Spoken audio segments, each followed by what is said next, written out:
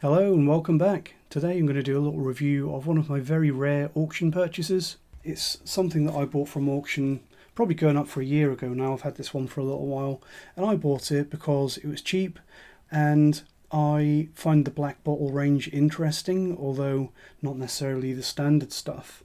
But this one, it's a commemorative 130th anniversary of Black Bottle that I got for an auction where nobody else wanted it. It actually went for the starting bid of £20 in this tube. So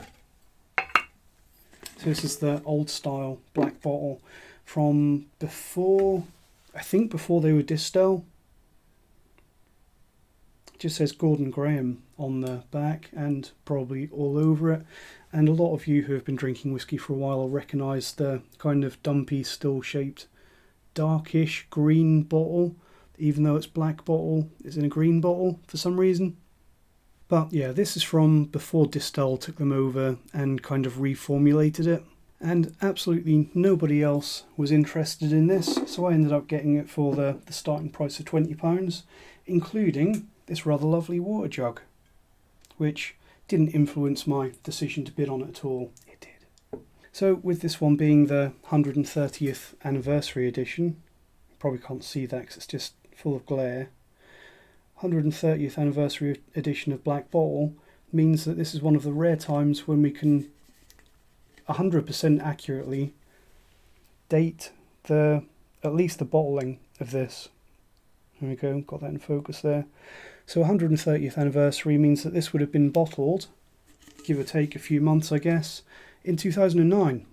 So very safe to say that this whiskey from Gordon Graham, Black Bottle, has probably spent more time in the glass in this bottle now than it ever did in a cask.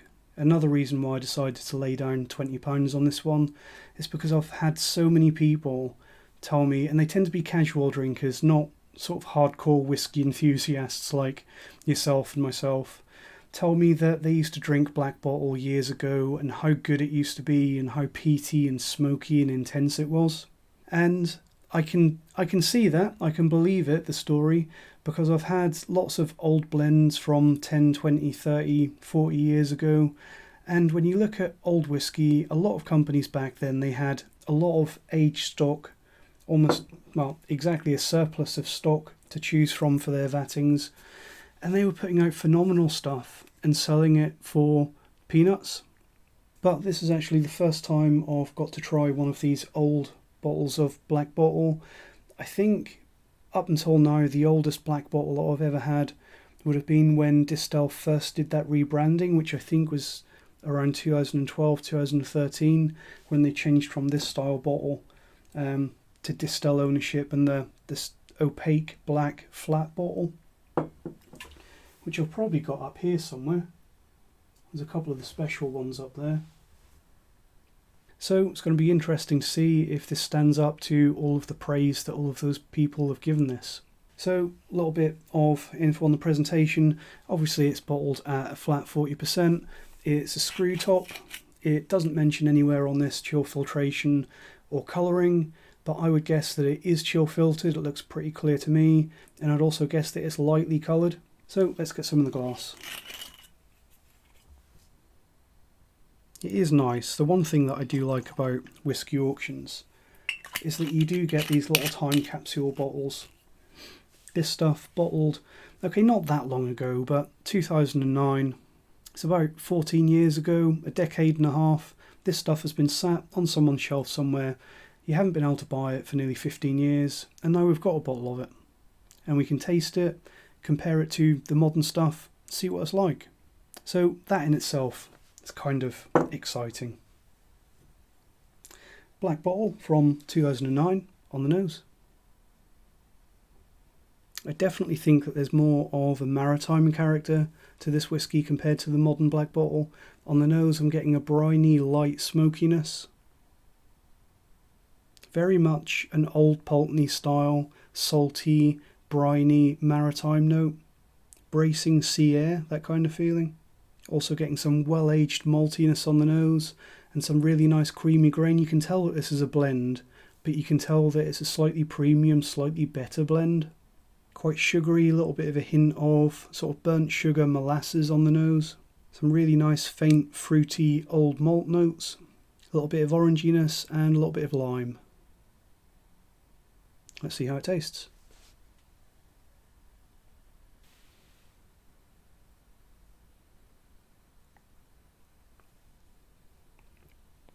You can see what I mean, that it definitely has that look about it, that it's a chill filtered blend. Very clear, very easy to see through, minimal haze. Obviously I've added no water to this, but at the same time I struggle to believe that a non-chill filtered whiskey at 40%, even with a lot of grain whiskey in it, would be that clear. On the palate, getting more of that briny maritime note. There's a weak briny smokiness and a slight fumey kind of diesel fume engine kind of mechanical industrial note to this. Faint note of smoked fish, like smoked kippers on the palate. Some creamy vanilla, a little bit of a cardboardiness. The maltiness on the palate takes on a little bit of a sharp tangerine note, but has to be said that the experience of this whiskey on the palate is a bit watery. As for the finish, actually going to go medium length with the finish, with creamy lingering smokiness. So what's the verdict on this old 2009 black bottle? It's definitely well matured. I think you can tell that, especially when you compare it to the modern black bottle. It does seem like there is some older stock in here, but I also think that it's equally as underpowered as that modern black bottle. I do think that this seems like it has notes that suggest there is a small percentage of very old stock in this, but I do think that it's a very, very small percentage. And to be honest, I think that that little top dressing of something special and old has not really been quite enough. I do think that it's good, but it is very, very light. There's just not that much going on, and it's certainly not a peat bomb by anyone's measure. I'd say that this stuff is not even as peaty as the current modern recent bottles of black bottle. I'm not going to bother doing a review of it, but I have had a chance to try a very recent bottle of black bottle, the standard 40% stuff, and I did think, and I don't know if it's batch variation, but I did think that it was peatier and smokier and a bit more phenolic than the black bottle, standard black bottle that I reviewed recently. This is not as smoky and phenolic as that, but I would say that it is probably slightly more smoky than the early bottles that we had from the Distell rebrand. It makes me think that you possibly have to go a little bit further back in time to really get back to the black bottle glory days. Final verdict, I think that this stuff is worth what I paid for it. It's worth £20, even without the water jug, but really I'm not blown away by this at all. So I think that a lot of people either have low standards of these old bottles of black bottles, or this one's not quite old enough, or possibly people just have a little case of the rose-tinted nostalgia goggles. And my guess would be probably the latter, because while I'll say that this stuff is good, that's about as far as I'm going to go. So yeah, old bottles of whiskey from many decades ago, or a decade and a half in this case, can be great. They can be absolutely amazing. Even old bottles of blend can sometimes offer some really good value and surprising quality. But this one isn't quite one of them. But hey, free water jug. A little bit of whiskey history.